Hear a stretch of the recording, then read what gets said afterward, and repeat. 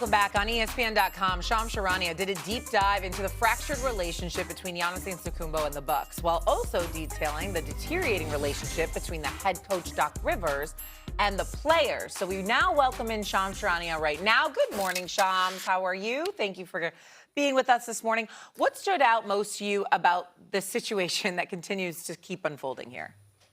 Yeah, Shay, I just think back to last summer and the last 11 months. This is not a saga that has just come out of nowhere in the last few weeks that's been predicated on the second half of the season.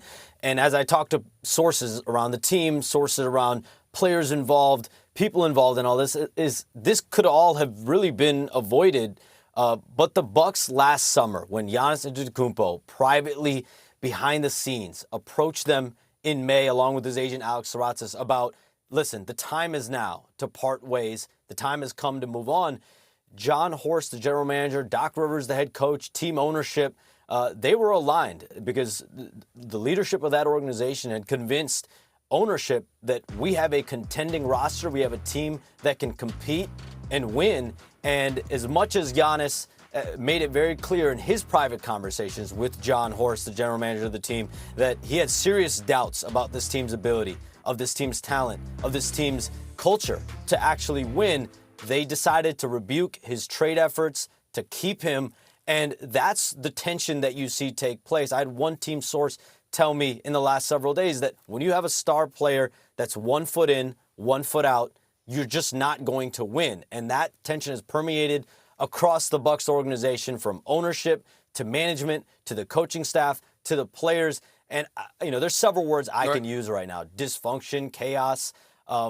Stephen A., I'll just put it plainly like this. You have a top 3 to 5 player in the world right now that has publicly and privately sparked and created and promoted an investigation into his own team. That, I think, speaks volumes across the NBA. And I think it does. But I think for the purposes of this discussion, I want to get a little bit into Coach Doc Rivers. Is he an innocent bystander in all of this, where it's the powers that be putting the heavy hand down upon the organization and compelling him to make decisions that he otherwise would not want to make, and he's just stuck in the middle, like he alluded to on camera the other day, where he said, all of this is going on, it really should be kept private, but I'm sitting here and I'm in the middle and I have to talk about it. Is it that, or is there more to Doc Rivers' involvement that, you're trying to tell us about? Which one is it? Yeah, S.A., when Doc Rivers was hired in 2023, midseason, replacing Adrian Griffin, it was clear to me, several sources around the team, that was ownership's decision, that he had Jimmy Haslam, Wes Edens. That was their guy. That's who they wanted to hire. And he has had a lot of say, a lot of control of everything that goes on within that Bucks organization. So when it comes to roster, when it comes to the team dynamic, when it comes to, obviously, he has control over his rotations, his lineups, all of those things. Doc Rivers is at the center of everything with the Bucks.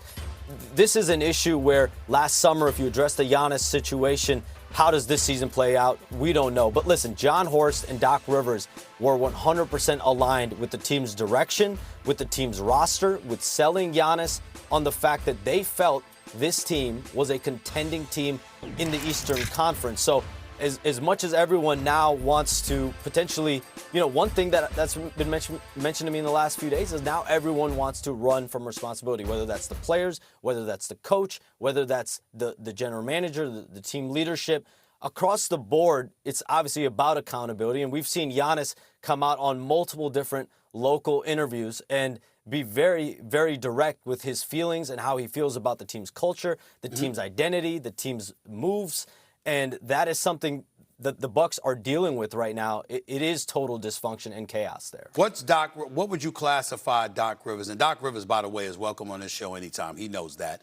But I have to ask you this question. Why would you classify Doc's relationship with Giannis Antetokounmpo? We clearly see how Giannis is feeling about the organization at this particular moment in time. We haven't seen any evidence on a public platform how he feels about Coach Doc Rivers. What would you classify that? What are your sources telling you hear about that relationship?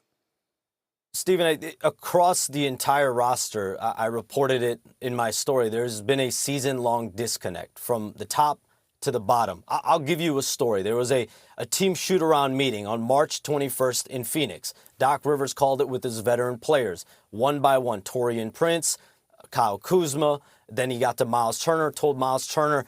Multiple people in the room told me. He told Miles Turner, listen, I'm disappointed in your play. Expected more from you. Everyone's exiting the meeting. The two players that weren't addressed, that hadn't spoken yet, were the two long-standing players. That's Giannis and Bobby Portis. They both then speak up because the meeting's ending. So, listen, these two guys are your two long-standing players. They have a voice, too. And when it gets to Giannis's turn, he actually, multiple people in the room, again, tell me this, Stephen A., he actually ends up in front of the coaches, in front of everyone, supports Kyle Kuzma, supports Taurean Prince, and when he gets to Miles Turner, says, listen, I'm not disappointed in you. I felt I let you down. I wasn't on the court. I wasn't next to you on the court. I let you down. This is on me. This is my fault. And so that lets you know where everything is at, how Giannis, he's come out multiple times he just praised Joe Mazzulla in a local interview about how Joe Mazzulla has handled his team and not made excuses about his team's play. I'm not saying that was directed at anyone, but I think there's a lot of comments that have come out around that Bucks organization where, and especially from a player's perspective, where you get a deep dive into how they feel. All right. Shams, really good stuff here. Thank you. We appreciate you taking the time this morning to kind of break this down. We'll talk to you a little bit later. Let's now bring in Doug and Brian Windhorst as well. And Wendy, we heard Shams kind of detail it there. The Milwaukee Bucks, they're kind of free-falling at this point. They're 31-48. Tremendously struggling. Every day that passes, something new seems to be coming out of that locker room. That's just not good. What is your reaction to what Shams just told us? It's just exhausting. I need a scorecard to keep track of everything that's going on with the Bucks. And so I've kind of just thrown my hands up and said, I can't keep track of it. Here's what I know. I know that when Giannis has started this season, the Bucks are under 500. I mean, when Giannis plays, your team's under 500. You don't have a good team. I don't know what else to say. I was in this chair last summer when the news came out that they were cutting Damian Lillard to sign Miles Turner. I almost fell on the floor right there. Mm-hmm. It was one of the craziest roster maneuvers I've seen in my 23 years covering the NBA. And I remember checking in with the Pacers because I felt terrible for the Pacers. The Pacers were, moments away from maybe winning a championship, and then they had this terrible injury, and then they lost Miles Turner. And they were like, look, we can't pay him $100 million. We don't think he's a $100 million player. And we hate to lose him. We don't think he's a $100 million player. And I was like, well, the Bucks do. And he has not been a $100 million player this year. This roster is not a good roster. And that's what all of the details that Shams reported on and everything that Doc has said and this player has said and that player has done, not great. But it's a bad team. It's a bad team, and Giannis had a terribly injured season. Everything else is the outgrowth from that, is a mismanagement of what the situation was back in the summer. Bottom line. A lot of desperation. Yeah, I think I'll echo what Brian said, there's an incredible amount of Giannis fatigue. I'll talk as a fan, wake me up when it's over. Wake me up when Giannis ends up with the Knicks, which he won't because they have nothing to trade. Wake me up when he's with the Nets. Wake me up when he's on, the Spurs with Wembanyama. Wake me up when Giannis has another chance, in his words, to win a championship. They should never have fired Mike Budenholzer when they got rid of him. Giannis did not play in that series against the Heat. Budenholzer had just lost his brother to a car accident, and Giannis didn't even play. A lot of coaches were annoyed by that. He didn't go out there and play. Well, he was iffy, a game-time decision every game. Then they fired Budenholzer, and they've been a mess ever since. They fired a million coaches. They've been a mess. Now, listen, one thing, Brian's the expert on this, not me. Lillard wasn't going to play this year anyway.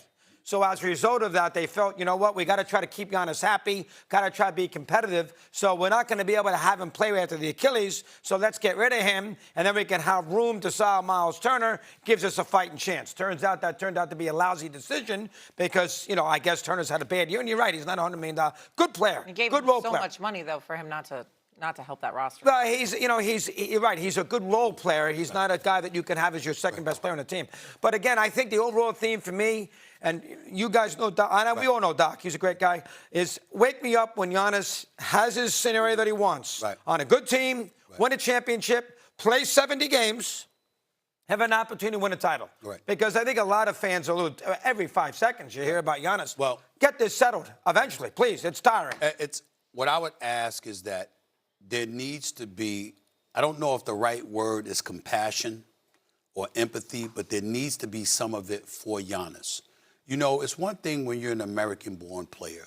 When you're coming from Europe, when you're from Greece, you know, I mean, you don't know. It's like you're honest, but in the same breath, you sort of find yourself feeling alone to some degree, and you don't want to be as, you know, upfront and outwardly with your emotions, you know, because you're not surrounded by your people. That's why they got his brothers on the squad and stuff like that, because you want to be with people that you know you can trust and you feel that. And clearly, that's something I'm sensitive to that. I'm sensitive to being sensitive to how Giannis chooses to handle something, because